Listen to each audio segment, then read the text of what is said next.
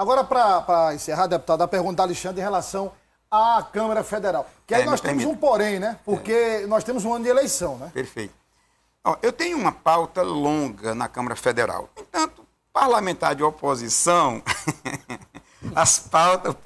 O Pedro já foi vereador e sabe como é que elas funcionam, da oposição. Então, tem que ter a humildade de ver como as coisas andam. Já abre, inclusive, com 25 medidas provisórias. Pois é. Então, o que nós vamos pautar, nossa gestão, é no enfrentamento da pauta do governo, que são as medidas provisórias maléficas, como a 905. A destruição do modelo administrativo brasileiro, sem colocar nada no lugar, é um crime. Destrói, inclusive... até a profissão de jornalista, você tem uma ideia. É um negócio, é uma loucura. Então, esta MP, ela tem que ser enterrada. A reforma administrativa que eles colocam. Então, eles mexem numa estrutura, mas o que é triste, acaba com o problema de concurso, as indicações diretas, através, se é militar, vai lá e ocupa os cargos. Então, é um negócio assim muito louco. Então, o que nós tira toda a autonomia dos tribunais do trabalho, onde o empresário fica super empoderado e o trabalhador fica sem força de fazer o contraponto à mesa. Então, essa MP 905 é a MP que nós temos que fazer tudo para, se possível, até fazer ela caducar. Eu acho que esse é o papel que nós vamos trabalhar. Além disso, é a série de MP que chega todos os dias. MPs que o presidente não tem nem conhecimento, porque como virou um país sem comando, né, cada qual faz o que quer, até porque ele não tem condição de dirigir esse país, portanto, não tem coordenação nenhuma. Então, é uma loucura. Você manda MP, no dia seguinte ele diz que tem que alterar. Agora tinha um debate da ANEEL sobre a questão da energia solar. No outro dia disse que não era bem aquilo tinha que ser porque não tinha força de passar no parlamento. Então, é um governo totalmente destrambelhado, descontrolado. E é o nosso papel como opositor. Agora, como deputado, eu tenho algumas pautas. A minha pauta principal, espero que ela avance um pouco. A questão da reforma tributária sempre foi uma área que eu tenho me envolvido muito. Eles prometem colocar em pauta agora. Que eu ia entrando em pauta, nós vamos lutar para ver se consegue contribuir com esse debate. Porque esse debate, ele perpassa a vontade de governo. Ele não anda sem o governo. Claro, isso aqui eu reconheço.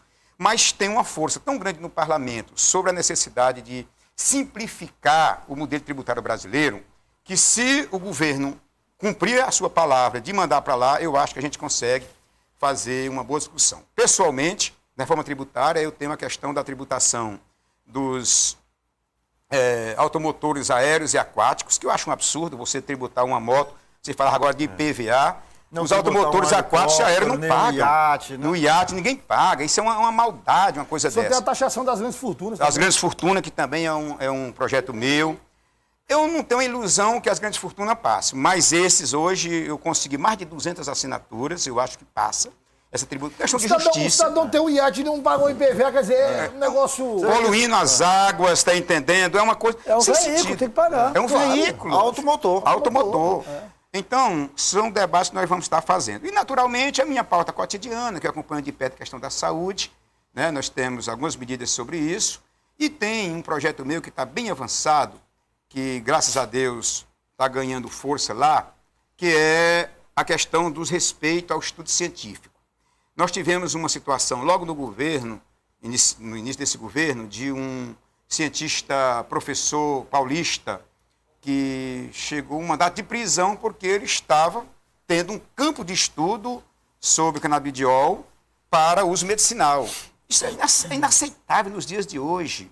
Imagine se a ciência começar a ser sufocada, se poder estudar, o que será das gerações futuras. Quando hoje, para você ter algum medicamento originário de cannabis, é um preço absurdo.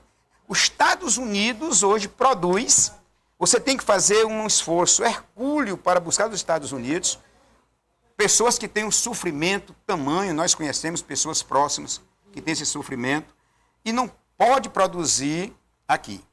Eu sou dessa comissão, isso avançou bastante. Agora, eles estão criando uma situação constrangedora. A Anvisa já reconhece que você pode ter este medicamento. A Anvisa flexibilizou. Mas olha o problema. Mas não pode produzir no Brasil. Então veja só o absurdo. Você pode até usar, mas tem que pegar no laboratório por cursos absurdos na Alemanha, na Inglaterra, Estados Unidos. E não pode produzir no Brasil.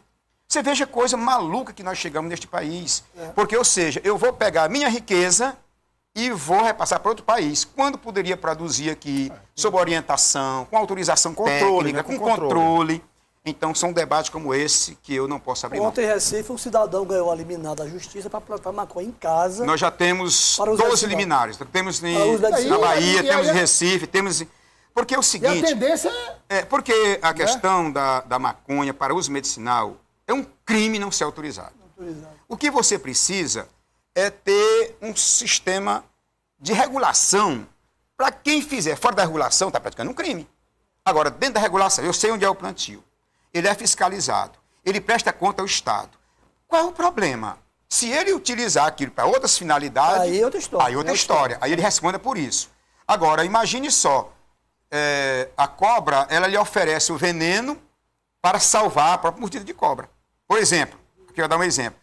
Agora, se alguém pega uma cobra e põe dentro de casa para poder fazer mal e morder as pessoas... é outra história. É outra história. Então, você não pode, em nenhum momento, proibir o estudo científico com alguns preconceitos. Eu defendo a cannabis para uso medicinal. E isso é um absurdo a gente se opor a isso. Obrigado, deputado, pela presença. Um prazer recebê-lo aqui. Obrigado, deputado. Sempre à disposição. Obrigado.